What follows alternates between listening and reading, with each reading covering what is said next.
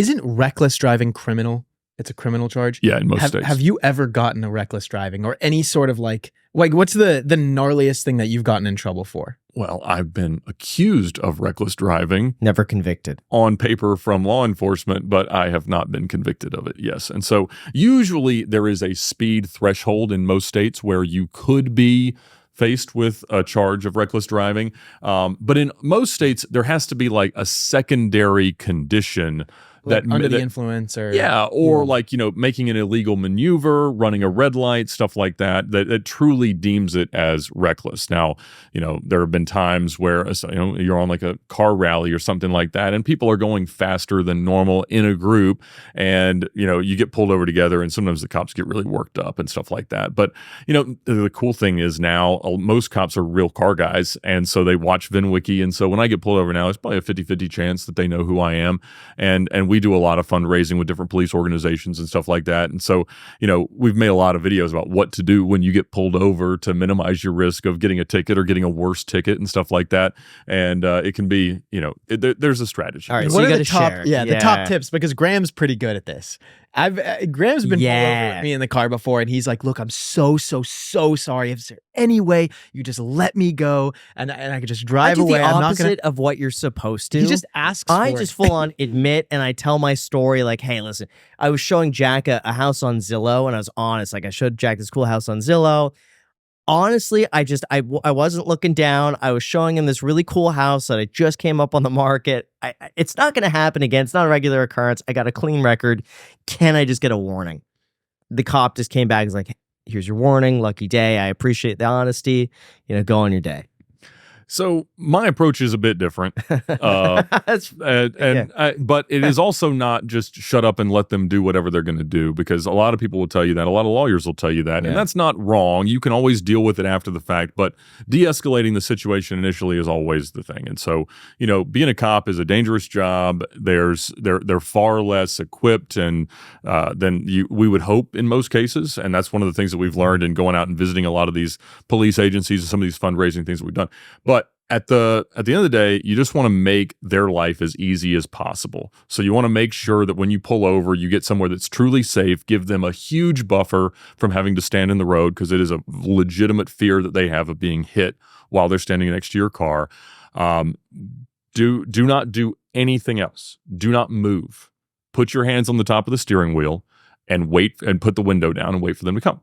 And when they do, they're going to ask you for your license and your insurance, and then you're going to say, "My license is in my back pocket. My insurance and registration are in the glove box. Would you like me to reach for one of them first?" And they'll tell you. And if you tell them that what you're going to do, they know that you've probably spoken to somebody in law enforcement. And then and it just relaxes them, and it opens up the chance they may even ask you that. Any friends that are cops and stuff like that. And the more that you get them talking, the better chance you have of something better happening. And so if I get pulled over, I don't care if it's in the middle of Baltimore, I'm going to tell them how beautiful this area is, how much I love it. This place is awesome. I'm obviously not from around here, but this is great. If you're in somewhere where it's actually pretty, you're like, "Man, you get to work here. I mean, this is like God's country. Like you're the luckiest man alive to be able to just drive around here every day."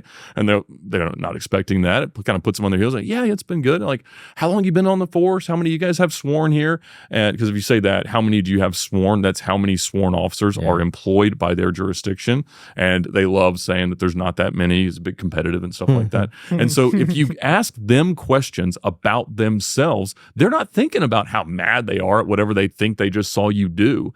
And so, I mean, I had plausible deniability here, but I might have been trying to hide from a cop at one point in a trailer park, and he might have found me.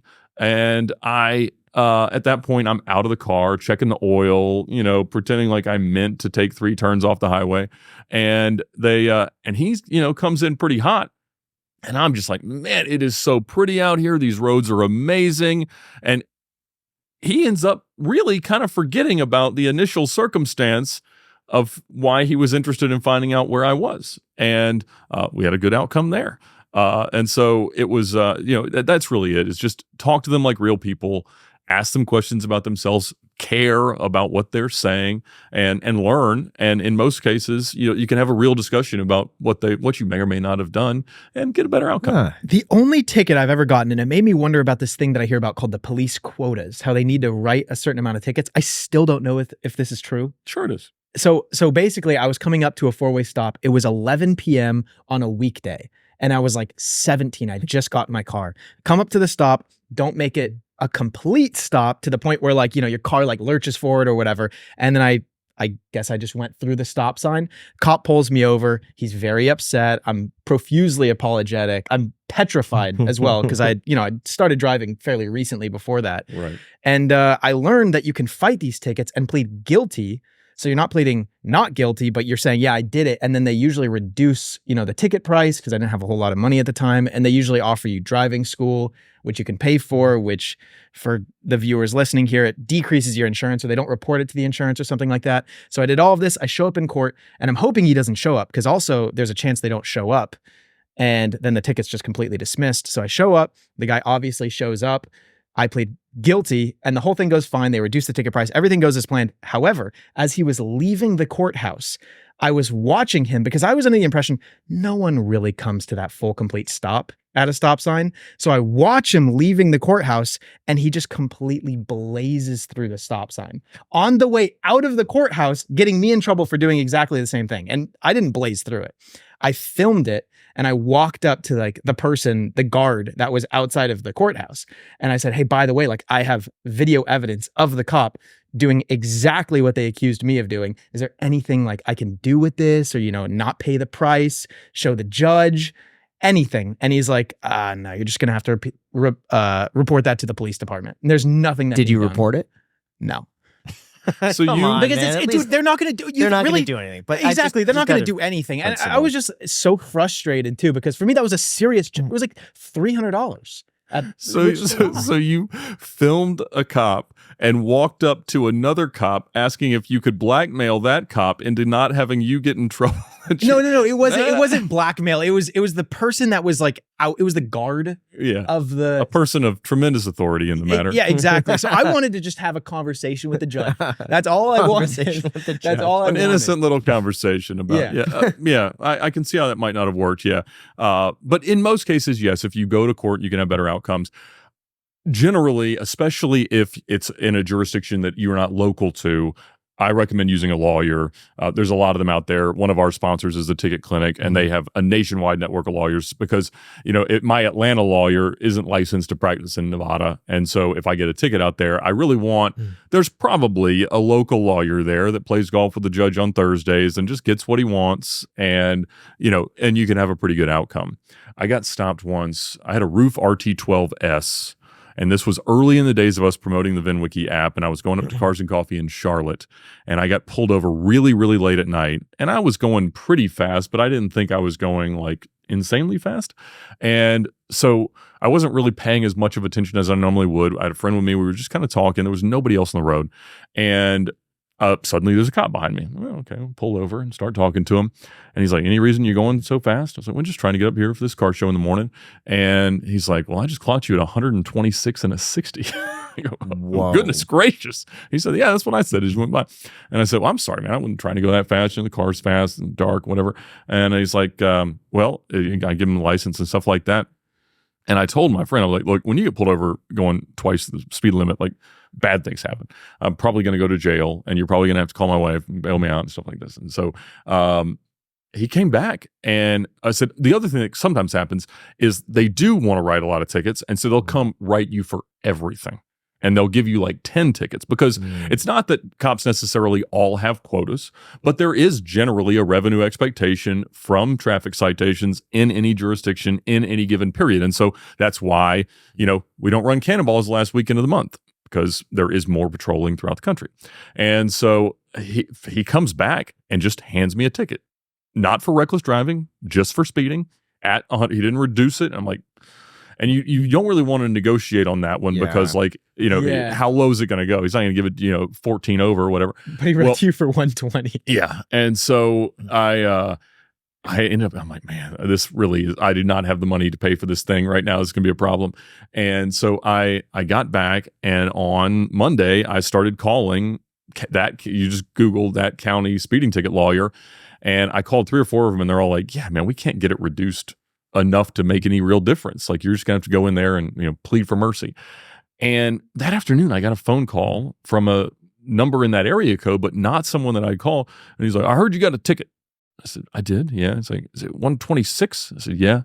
Well, I practice in this area. So I got your number from somebody. And I'm like, oh, okay. He's like, I'll tell you what, for $500, I'll work on it for you. I can't make any promises. And he said, who is the cop? And I said, it was like, I don't know. I'll say Jay Smith. It was not Jay Smith. And he's like, oh, I know him. Let me give him a call.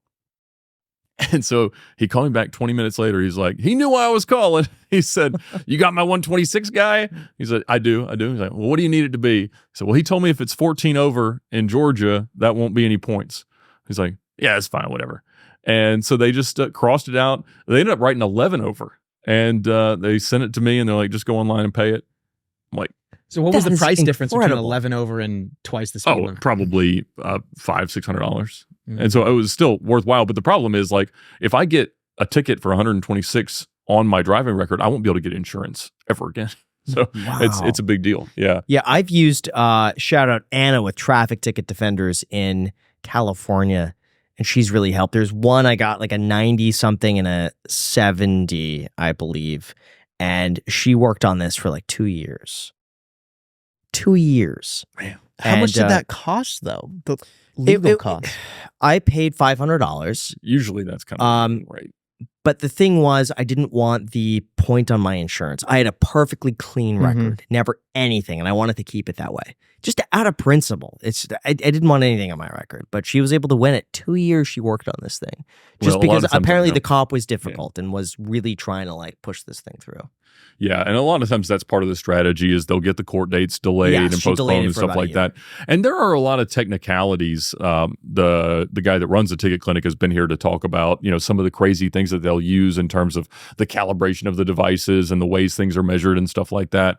And it's wild, the different ways that they can. And so that's why you can do it on your own. If it's a really egregious offense, you want to have a lawyer there. But usually you can go in the same way that you did, talk to the prosecutor or the solicitor, and they'll offer some different options of like, well, if you plead guilty to this rules of the road violation or whatever it is, then that doesn't really mean anything. The fine's similar. You get to go home. Just don't do it again. And that happens a lot.